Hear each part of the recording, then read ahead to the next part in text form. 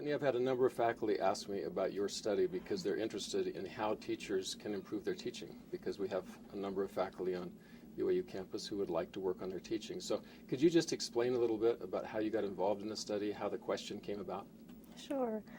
I guess first of all, one of the reasons why I did this study is because I love teaching. A lot of the people who've had the greatest impact on my life have been teachers. And as I thought about it, we have a lot of research. There's tons of information about what makes an excellent teacher. But there's not a lot of information about those faculty who maybe aren't so great at their teaching but are getting better, and then are getting better a little bit at a time. And so I kind of wanted to focus on those faculty who perhaps have never seen an 8 on their online student ratings, or maybe never even a 7 or a 6, but maybe started out at a 5 and went to a 7, or a 4 and went to a 6. So you're talking about the student rating form and going from a 5 to a 7. So how did you identify the ones that you wanted to interview? We had a list of faculty who had improved at least 1.5 points on their online student ratings. So this was over a 3-year period for the same course. So a faculty member who had taught the same course over 3 years and had improved at least 1.5 points. And from that pool of faculty members, I sent out a survey to them and asked them, what did you do to improve in your teaching? How many faculty was that?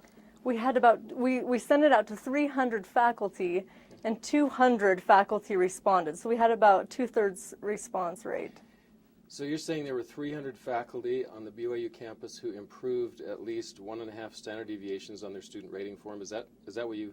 There were 300 faculty who had improved their teaching at least 1.5 points. And 40% of these faculty had improved between 2 and 3 points on their online student ratings. So 2 and 3 points, that means that somebody went from getting a 5 or let's say a 4 on their student ratings up to a 7? Yes. In fact, we actually had 30% of the faculty started at a 5 and went to a 7. And then 15% of the faculty started at a 4 and went to a 6. So if we're to put this into kind of real terms about what this means for the quality of teaching, we're saying that a faculty member went from having most of the students complain about the course to having nearly all the students say that it was a great course. Is that right? That's correct. Yeah. So if I say that I were a faculty member who wanted to improve, I've looked at my student ratings and I say to myself, I want to do better than this. I look at the comments and I say, these students are not very happy with this course and I'm trying my very best and I don't know what to do. And say that you're my department chair. And I come to you and I say, department chair, help me, give me a break, tell me what I can do to make my course better. And you use your study. I think the first thing that just the faculty member coming to the chair signifies that faculty has a desire to improve. And I think that's really important, just having that desire. The second thing I would suggest after looking at all of the research is look at your student ratings. What are the students saying? What are the comments? Are a lot of them saying something? If so, take that initiative. We'll just role play it.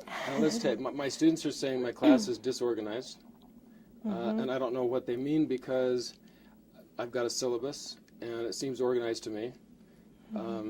And they're saying the tests don't seem to measure everything that they learn. But I've been working on these tests for a couple of years and I don't know what to do with them. So what do I do? I think just with that, maybe take a look again at your syllabus and are your outcomes, what you're really wanting these students to learn, are they clear? That was the third thing that we found that faculty who improved were doing. They were clearly defining what the students were going to learn. For every single activity, for every single assignment, the students could see the end goal. They knew what was going to happen when they started the assignment. And I think that's really important, especially on a syllabus, that you're clear. If you take this class, you're going to get this information, and you're going to learn this. My outcomes are clear to me. I don't know if they're clear to the students. This is the problem. So how do I get them to be more clear? I mean, do I need to do exit interviews and that kind of thing like some of these faculty did? Or? I think that's a great idea to start off with doing some midterm interviews and just ask the students, is there something that I can do to do better? And that's kind of a humbling thing for a faculty member to do, but if the faculty member really wants to improve, ask the students. The students are the ones who are in the classroom. they're the ones who know how the class is going. And sometimes the faculty member thinks he or she knows how the class is going, but ask the students.